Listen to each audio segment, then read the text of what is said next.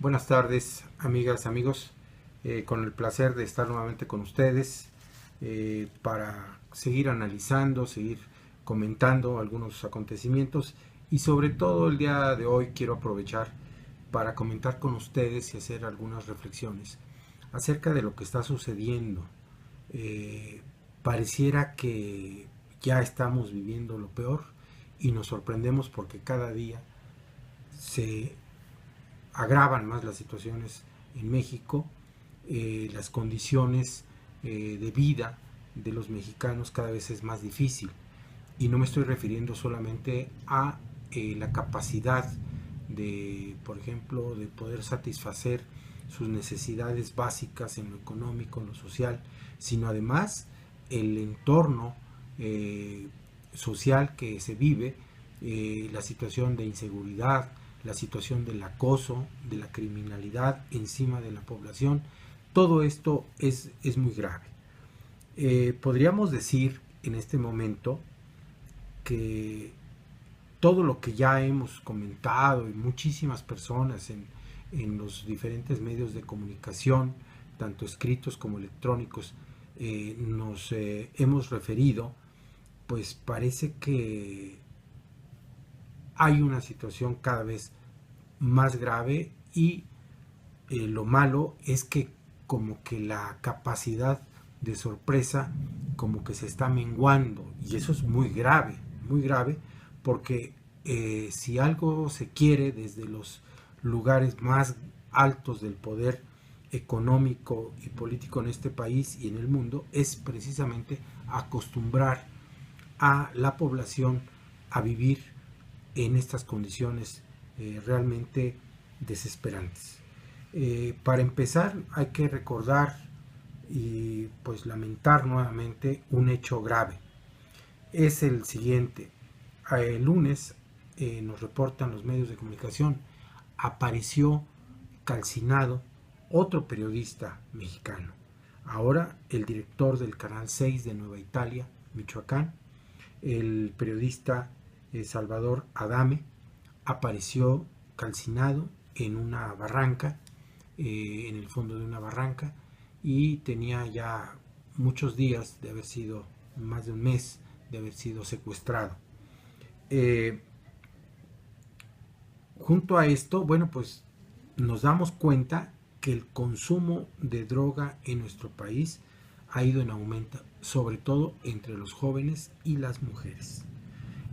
También el feminicidio, el homicidio de las mujeres va en aumento.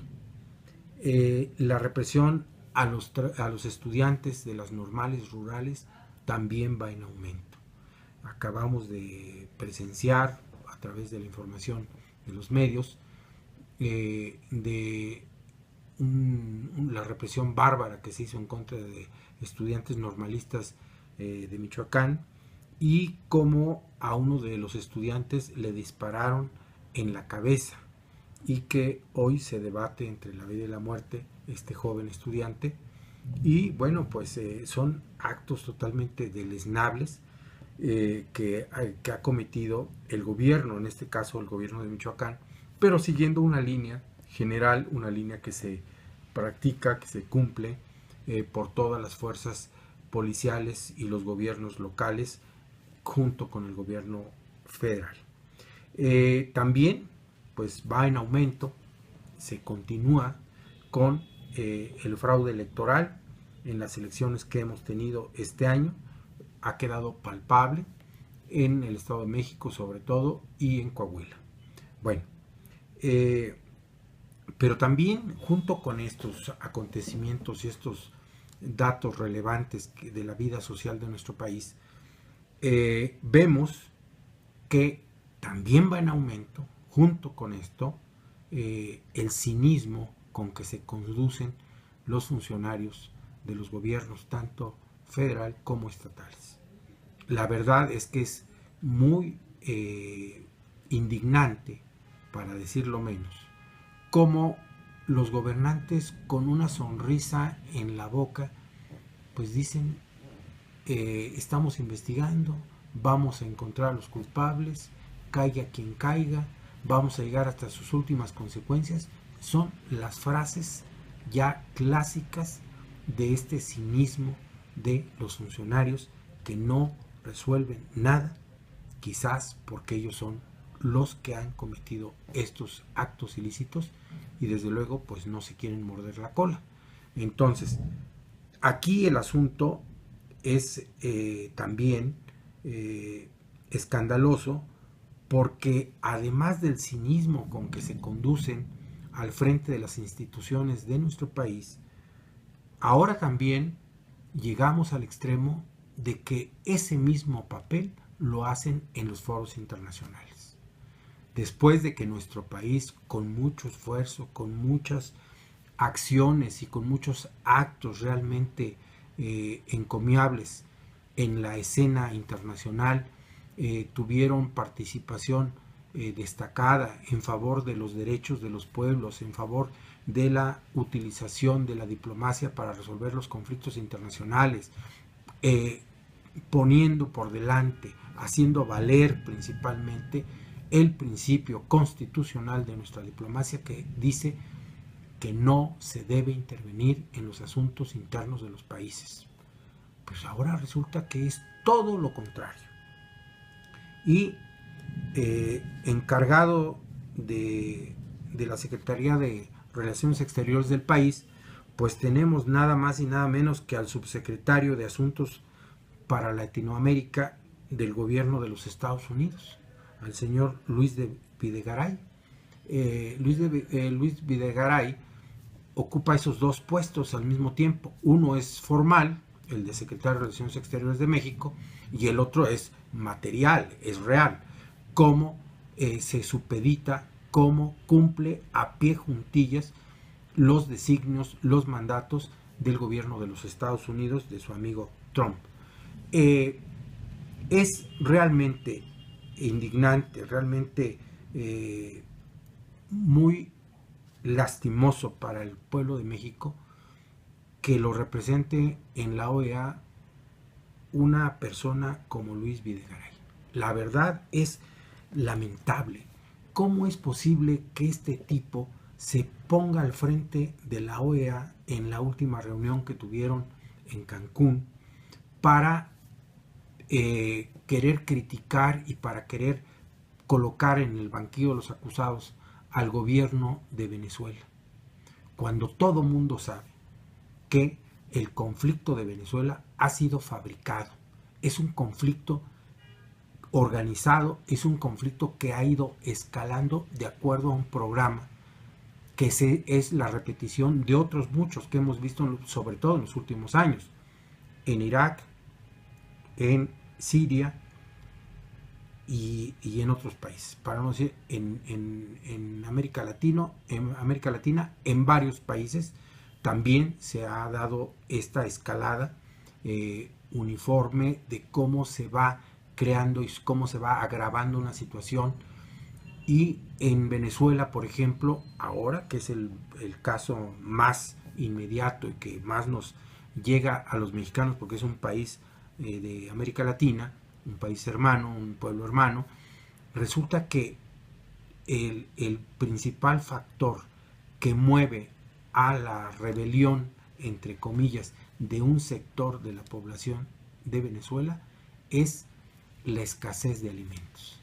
Fíjense nada más. Y la escasez de alimentos que no es responsabilidad directa del gobierno, porque quienes acopian los alimentos, quienes concentran la distribución de los alimentos son empresas privadas. Ya hubo una información muy objetiva de un empresario español que filmó y subió a varios medios electrónicos de comunicación cómo en Caracas encontró él bodegas repletas de víveres y de alimentos y de artículos de primera necesidad en las diferentes y en las principales empresas que son distribuidoras de estos artículos que debe consumir la población. Ellos sacan del mercado los artículos, los esconden, los acaparan para que el pueblo se rebele contra el gobierno, culpándolo de que no haya alimentos suficientes. Por eso la respuesta de la canciller ejemplar, canciller de Venezuela, puso en su lugar a Videgaray y le dijo: si me quieres criticar, primero arregla los problemas de tu país.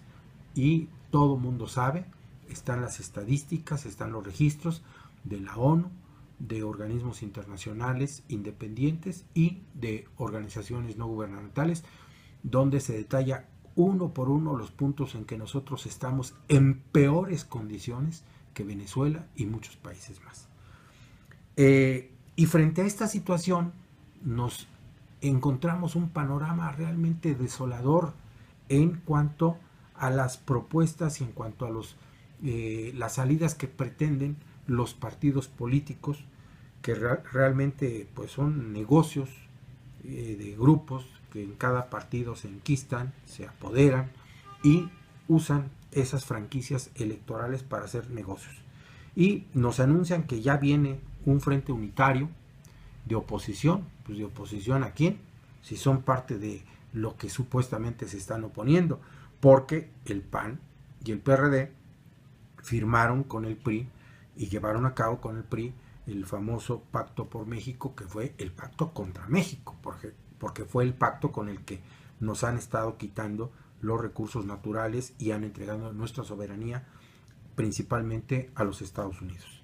Entonces, ahora pretenden con esta, digamos, un cuento chino de que van a formar un frente unitario en contra del PRI. Si ellos están aliados al PRI, esta sería la segunda parte del Pacto por México, solamente que sin la firma del PRI, pero con el consenso del PRI. Estamos en esa situación. Tenemos que reflexionar muy bien porque no tenemos mucho tiempo. Nos queda escasamente un año para la elección del 18. Pero si tenemos conciencia todos de que esto es grave para el país, tenemos que empezar a discutir cómo podemos detener ya lo que nos está causando tanto daño y no esperar un circo electoral que no va a resolver nada en el 2018.